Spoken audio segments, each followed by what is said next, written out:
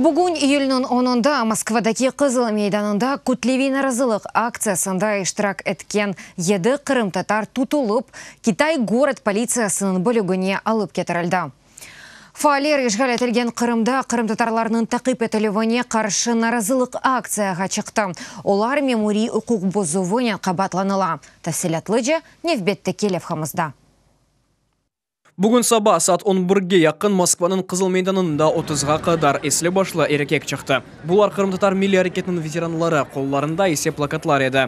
Олар Қырымда Қырым татарларға қаршы басқылар тоқтатылмасыны ве апыз жазасына махкім етілген семедешілерінің азат етілмесіні талап етеді. Бүгін оларның сайысы енді 100-ден зияде. Мы в Крыму, с Крыма приехали. Біз Қырымдан келдік, бізні анда кімсе ешітмей, оғланларымызны азат етілмесіні істейміз. Июльнің 11-де Русияның юқары махкемесі Шымали Кавказ бөлгесі арби махкеменің үкіміне берілген истинафы бақылажақ. Кечкенсіне 4 Қырым татар 17 елға қадар апыз жазасына махкем етілді. Олар Русияда терроржы сайылған ве сақ етілген Хизбут Тахрир діни тешкілетінің ішінде иштирак етуінен шүбелі сайыла. Бұл маддеге көре енді бір чоқ Қырым татар тевқиф етілді.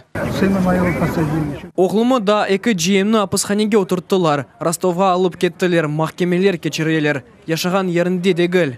Амма акция иштиракчылары анда чоқ тұрмады. 15 даққадан сон олардың яна полис хадимлері келді ве акция тоқтатылмасына талап етті. Қырымлылар давасыз плакатларыны жиштырды. Бұндан сон полис 7 акция иштиракчысыны тұтып алды.